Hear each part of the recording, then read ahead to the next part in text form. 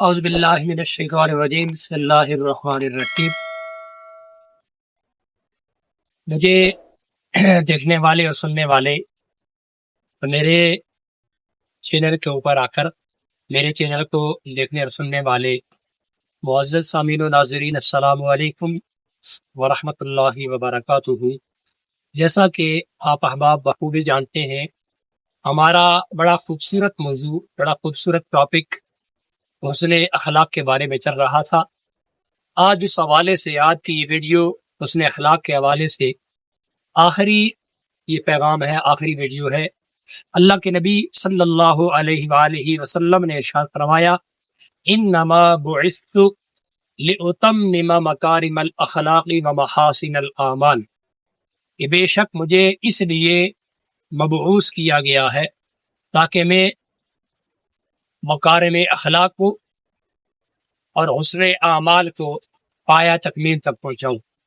حضور نبی مکرم صلی اللہ علیہ وسلم کی دوسری حدیث اسی سے ملتی جلتی، اللہ کے نبی صلی اللہ علیہ وسلم نے ارشاد فرمایا کہ اچھے اخلاق کا مالک، اچھے اخلاق رکھنے والا انسان قیامت والے دن نمازیوں کے درجے کو پالے گا۔ کس وجہ سے؟ اپنے اچھے اخلاق کی وجہ سے۔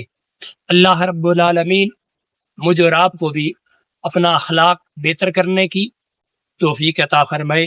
اس کی وجہ یقیناً ہر آدمی یہ چاہتا ہے کہ کل جب میزان عمل کے اوپر اس کا اعمال نامہ پیش ہو، اس کے اعمال کا وزن کیا جائے، تو یقیناً ہر آدمی چاہتا ہے کہ اس کی نیکیاں زیادہ ہوں، اور نیکیوں میں زیادتی کی وجہ، نیکیوں میں وزن زیادہ ہونے کا اللہ کے نبی صلی اللہ علیہ وسلم نے ایک اصول بتایا کہ تمہارا اخلاق اچھا ہونا چاہیے۔ میزان میں سب سے جو وزنی چیز، جو سب سے بھاری چیز ہوگی، وہ تمہارا حسن اخلاق ہوگا۔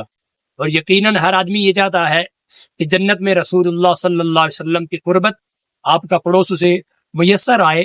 اللہ کے نبی نے فرمایا کہ لوگوں میں سے میرے سب سے زیادہ قریب وہ ہوگا کہ جس کا حسن اخلاق بہتر ہوگا۔ تو یقیناً اگر میں اور آپ یہ چاہتے ہیں کہ قیامت والے دن میرے اور آپ کی نیکیاں بھی زیادہ ہوں، ہمیں رسول اللہ صلی اللہ علیہ وسلم کا پڑوس بھی میسر آئے، اور اس کے ساتھ رسول اللہ صلی اللہ علیہ وسلم نے ارشاد فرمایا کہ تم اپنے اخلاق کو بہتر کرو۔ اللہ رب العالمین اپنے اخلاق کو بہتر کرنے کی توفیق عطا فرمائے۔